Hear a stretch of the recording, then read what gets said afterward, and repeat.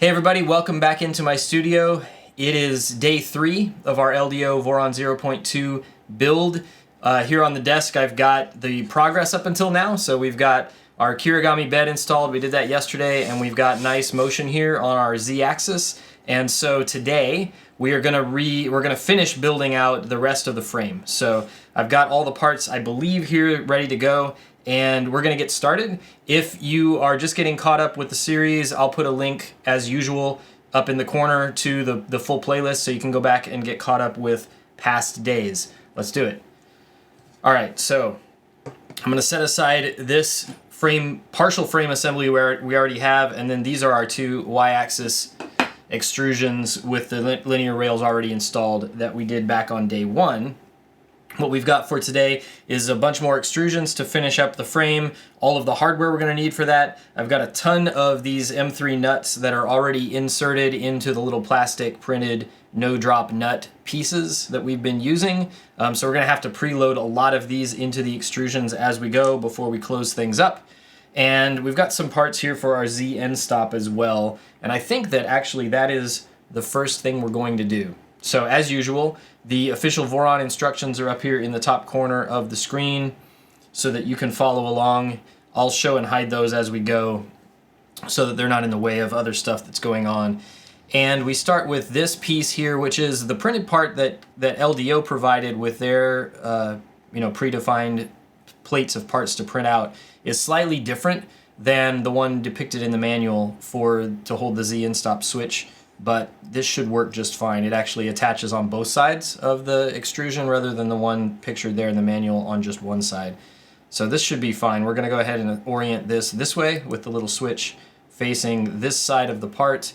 And then I'm going to grab 2 of these little M2 by 10 self-tapping screws and go ahead and screw this in. Now in the instructions, of course, they don't have the wires coming down from this little switch yet. Our kit came already, pre-wired, so we don't have to do any soldering or anything.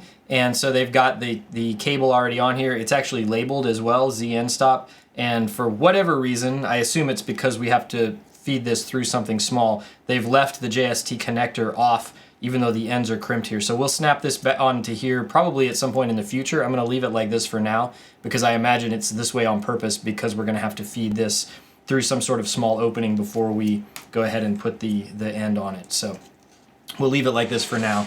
And I'm going to grab this part of the Z assembly that we've already done here, and we'll go to the next page. And I believe this just slides on from the bottom like this.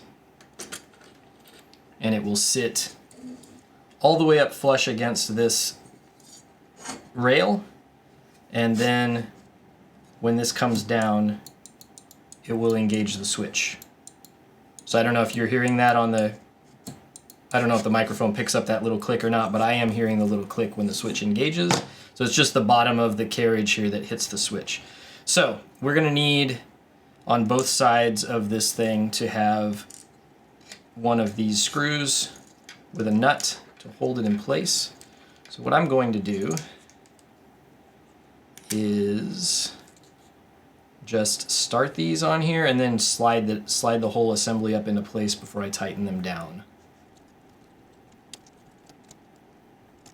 All right, there we go. And now again, making sure we've got this oriented in the correct direction, just like so. And then I'm just going to work these around until they fit into these extrusions.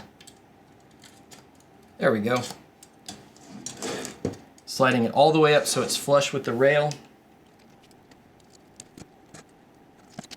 Very good. All right, so let's test it one more time. We've got the switch right here. Not sure the camera's focusing correctly on that, but we'll go with it anyway. And we do have a nice click when we hit the bottom of the travel there. Perfect. All right, and this wire is going to probably be annoying and in the way, but we'll try to route it somewhere in a smart way once we get further along. There is a deck panel that goes on the bottom here later on today, so that should help us to maybe get this wire out of the way so that it's not just in our way all the time. Okay, so moving on, the next part of the instructions have us actually removing these two extrusions that were on the sides here. These are our H extrusions, and remember we only added these as a structural guide to make sure that we were squaring everything else correctly a few steps ago. And so these are now ready to come off because we're going to move them to somewhere different in a little while. Being a couple days later, and remembering that we did put thread locker on these screws, it is a little bit tough to remove these, and that's fine. I'm glad for the frame to be a little bit extra stiff rather than the opposite to happen and it loosen up. So this is good. And I'm trying to loosen these just enough to be able to slide these extrusions off, but not loosen them any more than they need to be. All right, so setting aside our H extrusions for the moment, there are some nuts that need to be preloaded into some of these extrusions so that we can use them in the future for attaching other things.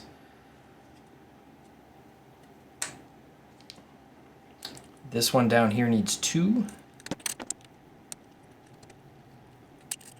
So it is a little tricky loading the no-drop nuts past the ends of these extrusions where there's already a screw in there. It blocks it a little bit.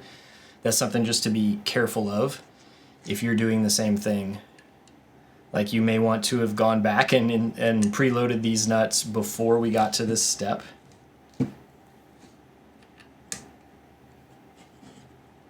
Or you could remove that screw to make the preloading process a little bit easier. But if you do that, I'm not going to do that in this case because I already, like I said, put that thread locker on there, and I would like it to stay as close to threaded down as possible as we go here. This needs 2 as well.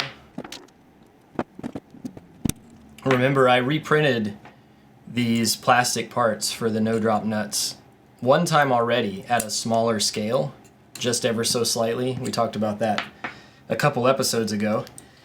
And I did that because I was concerned about them fitting too tightly in these extrusions, and it seems like they're maybe still just a little bit too tight. But we'll struggle on with it and just use the ones we've got here because I don't want to print them again. So on this page, page 52 that we're looking at right now, there's also a note to put one of these nuts preloaded in the back of this extrusion right here. But there is, in the LDO supplemental instructions, the build notes for this, it says to skip this because it's for a cable tie that can't be used with another mod we're doing later on. So we're going to skip the one preloaded nut in the back of this one here. Yeah. If we did preload it, it wouldn't be, the end of the world. We'd just end up with extra ones that we might not need. So we'll put 2 in the bottom of this one. Yeah, so once I get these started past the little screw here that's kind of blocking the back part of the channel, then there's no problem. But it is the screws in the ends of these extrusions that are causing the, the slight amount of work that I'm having to do here to get these plastic parts pushed in and started. All right, so we have our 2 in the bottom there. Next,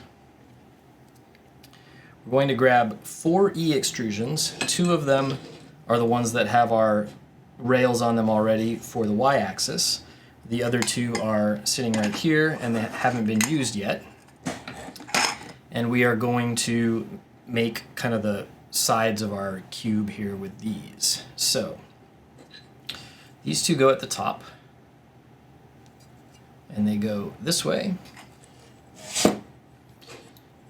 I'm going to build this upside down just so that these can be flat on the surface of the desk. So we're going to slide that one on like so, and this one on like so.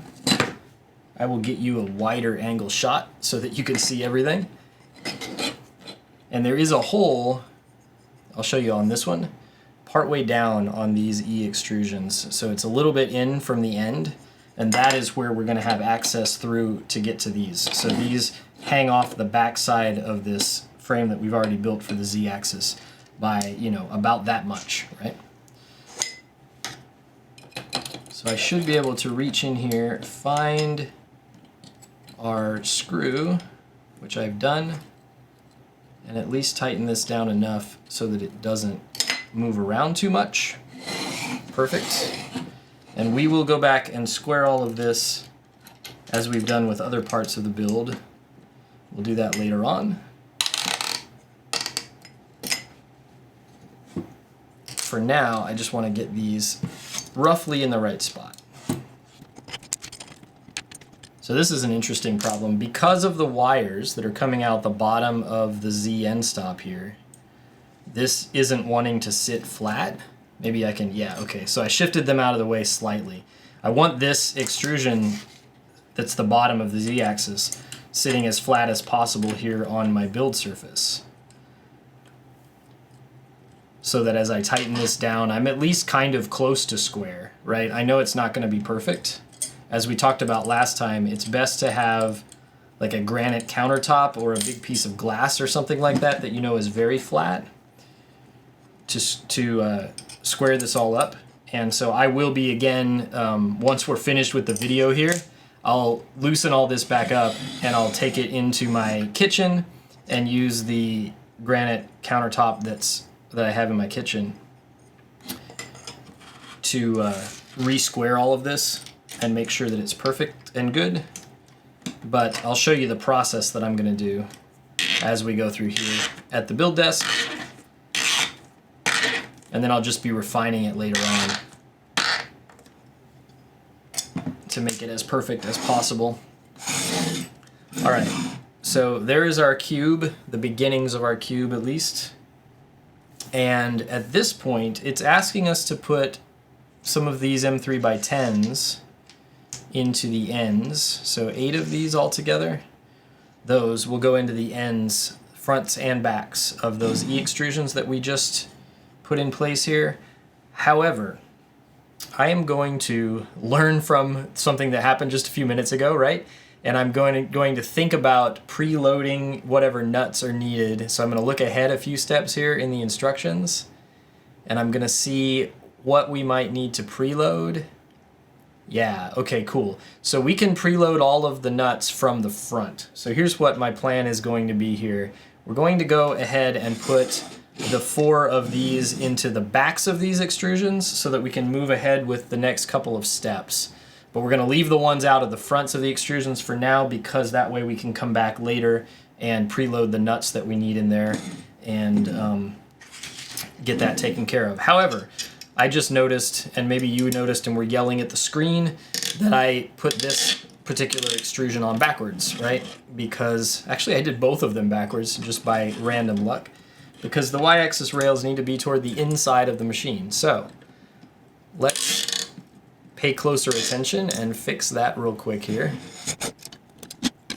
I apologize for the concern and angst that you were probably having, yelling at me through the internet. All right, flatten these out and retighten them just a little bit. That's going to be infinitely better. All right, very good. Now, and in a minute, with these extrusions here blocking the backs of these rails, we can take the little stoppers off that I've had on there ever since we started this process. But for the moment, what we're going to do is go ahead and put the screws on the back of here so we can finish squaring this all up.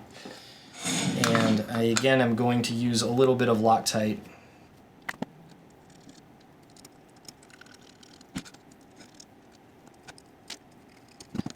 Okay, set aside this Loctite because we'll need it again later, I'm sure.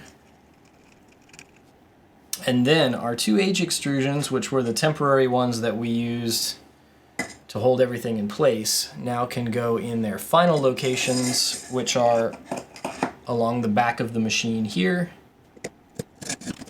and there.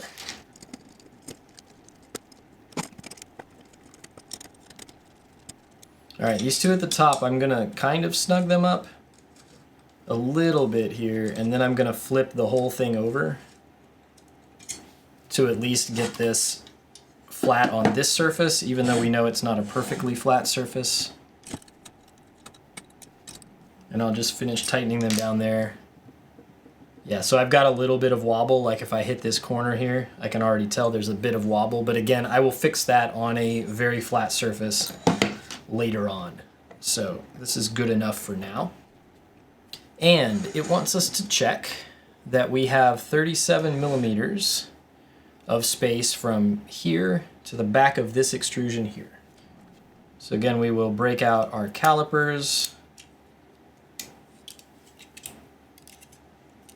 and we'll measure this distance right here, which is reading 36.67, so it's a little bit short. We can, I think, yeah, we can loosen that up, and there was just a little bit of play in this direction along this Y extrusion here. We can try the same thing over here on this side. Basically, if you push this so that this extrusion is all the way up against the back side of this rail, assuming that you measured correctly in previous steps when we were placing the rail on that other extrusion, we're probably then going to be good. Double check our measurement again.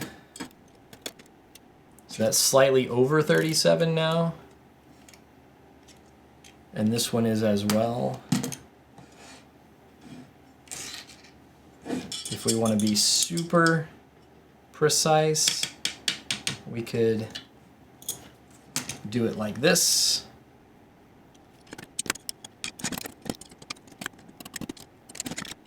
And I'm checking the ones on the bottom of the frame as well. Actually, let's just flip it over.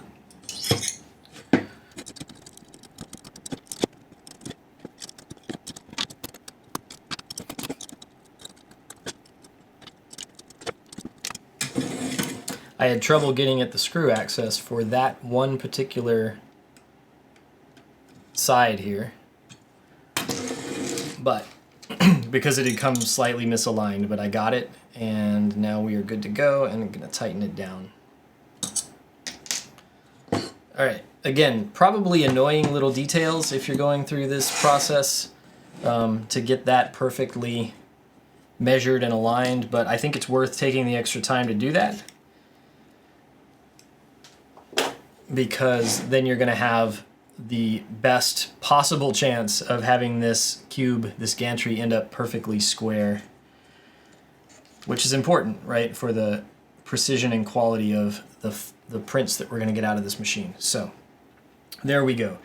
Next, we are going to take the other end of the cable chain, which is this one here, and we're going to go ahead and mount that on this side of this extrusion pointing up, like so. And we're going to need 2 of these screws for that. These smaller M3x8s.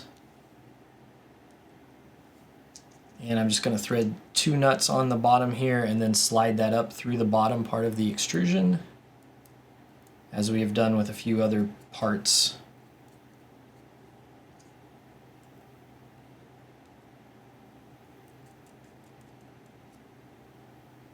Alright, making sure this is facing the correct direction, which is like this.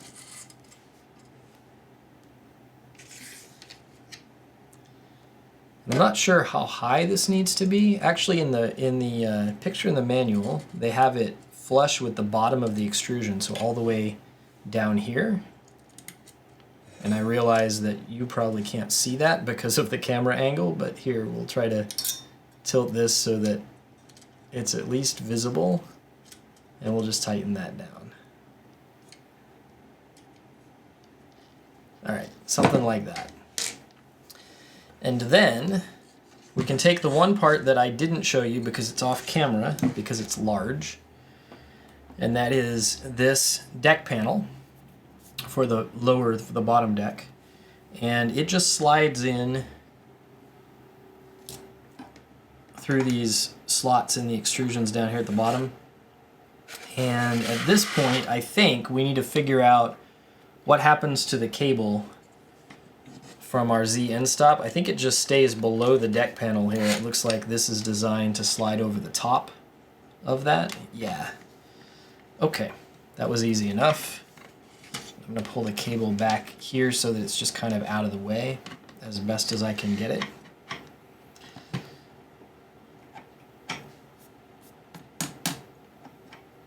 These are nice. These sheets of acrylic that came with the LDO kit for the deck panel, and I assume some of the other opaque panels, right, not the transparent ones, have this nice matte black finish. However, I have noticed that it picks up, at least for me, it picks up fingerprints really easily. So I'm trying super hard not to touch it too much because I don't want to get fingerprints all over it.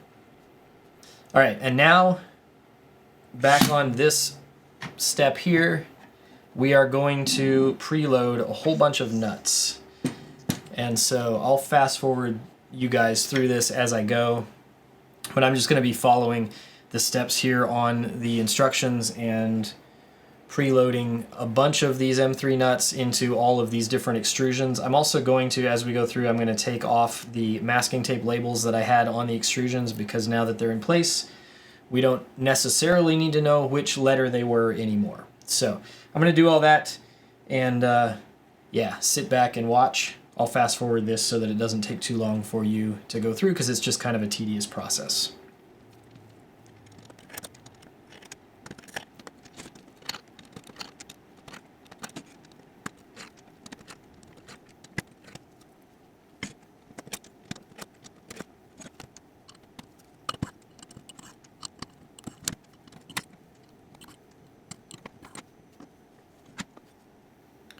All right, I think those are all of our preloaded nuts that it calls for, at least for now.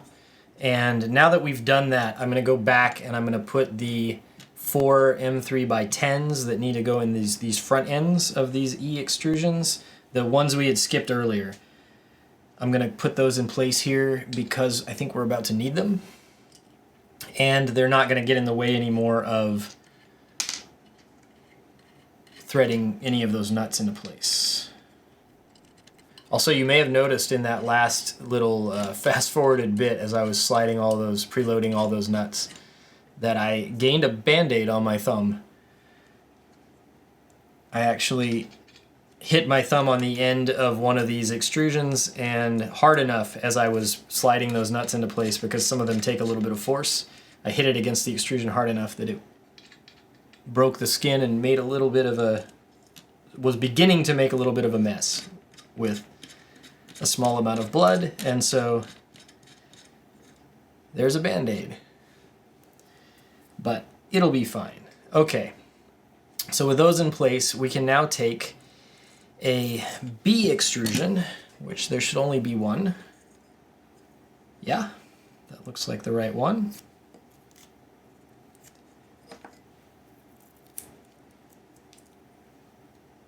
And they want us to preload 4 of these M3 nuts, which is the exact number we have. So that's a good sign, assuming that when I went through these instructions ahead of time and counted that out things that I needed, assuming I got that right, then that should mean that we didn't miss anywhere else. We will go back and check. They ask you in a couple pages here in the instructions to double check all of the preloaded nuts and count them all up everywhere before you finish kind of buttoning this up, because then it's hard to go back and change them out later. This probably is a good time for me to mention actually that the LDO kit came with some special drop-in nuts that are square instead of hexes and will fit kind of inside of one of these extrusions after the fact. So if the ends are both, you know, covered over and you can't slide in from the side, there is a special kind of nut that they provided that will fit down in from the top, and there's a plastic piece that you can fit and you slide the two together and it holds it in place. And so those are for use in the future if you ever, you know, find that you need to add one and you forgot one, or maybe you're adding a modification to your printer later on and you need to attach to the extrusion. So there is a sort of workaround to be able to do that. but it's better to, you know, put the preloaded ones in when we can. So this just slides onto here for now and does not connect here yet. So it's just going to kind of sit here in place, but we wanted these preloaded nuts on the bottom, facing the bottom of the printer. So it'll be like this. Again, this Z endstop wire is kind of in the way, but we're looking at something like that. And this is the step of the instructions where on page 62 where they say, let's go back and count and make sure that we have all of the preloaded nuts that we need before we close up. And they also say don't disappoint them. So I'm this astronaut who has a rake, I guess. I don't know why the astronaut has a rake, but it's cool. We'll make sure that we count here and we don't disappoint the astronaut with the rake. All right, so from the bottom, we should have these 4. Here, let's orient it just like the picture, just to be sure. So we should have 4 here, we do. We should have 4 over here, 1, 2, 3, 4, we do. We should have 4 over here as well. We should have these 2 in the middle. Very good. All right, from the top, oriented in this way, we should have these 2 here, which we do. We should have 3 on this side and 3 on this side. So that looks correct. Next page, on the left, we should just have these 3 here in this bottom extrusion, which we do. Same thing on the right, just 3 on the bottom extrusion. And those are there. Next page, from the front, we should have 2 down here in underneath. I can see them. I'm not sure that you can see them through the camera, but they are there. And it's got a note here about if we're installing a Nevermore air filter, we'll have to put some extra ones in here. I'm not going to do that on this printer, so we should be fine. And then on the back,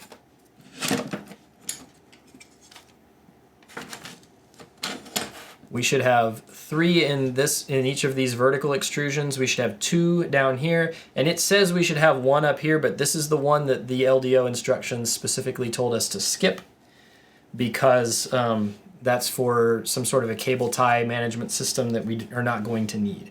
And so that one I know on purpose we have skipped.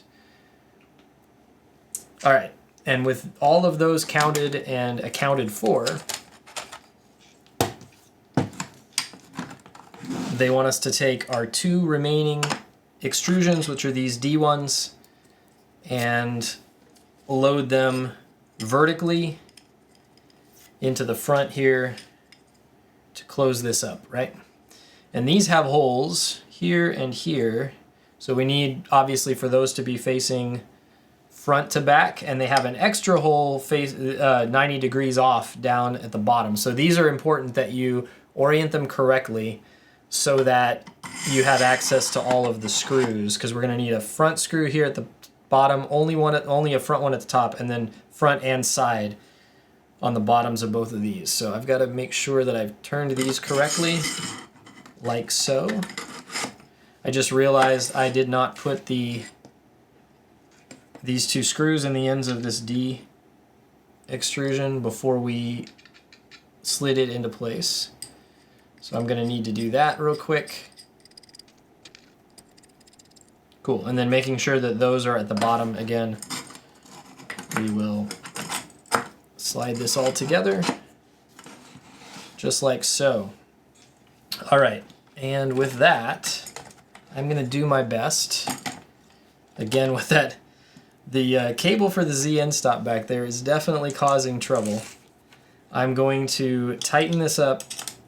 Not fully tight yet, but enough to hold everything in place.